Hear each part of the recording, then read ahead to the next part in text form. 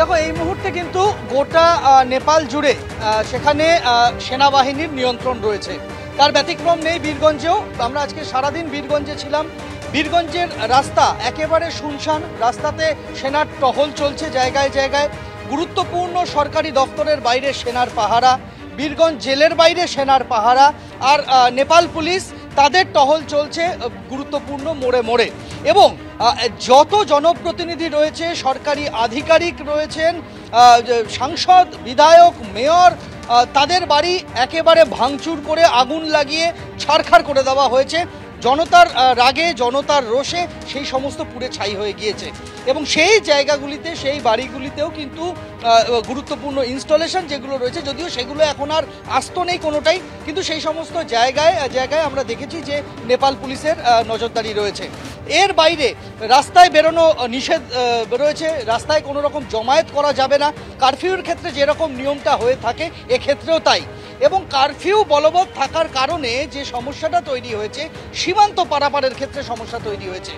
বহু মানুষ, যেহেতু একেবারে বিহার লাগোয়া, বিহার এবং নেপালের মাঝামাঝি এই সীমান্ত, ফলে বিহারের প্রচুর মানুষ তারা ও প্রান্তে যান, তাদের পরিবার অনেকের রয়েছে নেপালে।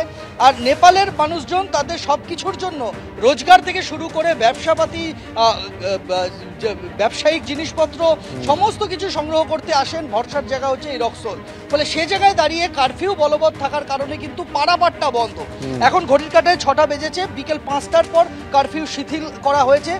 বিকেল 5টা থেকে সন্ধ্যে 7টা পর্যন্ত কারফিউ শিথিল থাকবে, অর্থাৎ এই সময় গাড়ি ঘোড়া চলাচল করতে পারবে, পারাপার করতে পারবে। আর তাই আমরা দেখতে পাচ্ছি যে একে একে যে সমস্ত ভারতীয় পর্যটকদের গাড়ি আটকা পড়েছিল সেগুলো ধীরে ধীরে আসছে। অনেকে পায়ে হেঁটে আসছেন, কেননা কোনো যানবাহন নেই, কোনো রকম যাতায়াতের মাধ্যম নেই, তাই পায়ে হেঁটে অনেককে আসতে হচ্ছে। আর গত কয়েকদিনে ভারতের দূতাবাসের সহযোগিতায়, স্থানীয় প্রশাসনের উদ্যোগে বহু মানুষ, ভারতীয় যারা রয়েছেন তারা বেশিরভাগই ফিরে এসেছে।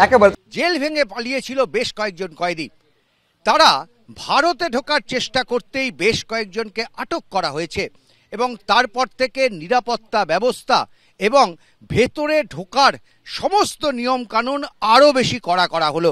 প্রথমত, যারা ভেতরে আসতে চাইছেন তাদেরকে নির্দিষ্ট কারণ দেখাতে হবে যে কেন নেপালের কোনো বাসিন্দা তারা ভেতরে ঢোকার জন্য চেষ্টা করছেন বা তারা ভারতে আসতে চাইছেন। একমাত্র হাসপাতাল অথবা নির্দিষ্ট কোনো কারণ ছাড়া কোনো নেপালের বাসিন্দাকেই কিন্তু ভেতরে ঢুকতে দেওয়া হচ্ছে না। এরপর এসএসবি এই চেকিং করার পরও কিন্তু এখানে আরও একটা কাউন্টারে রাজ্য পুলিশের পক্ষ থেকে চেকিং চালানো হচ্ছে।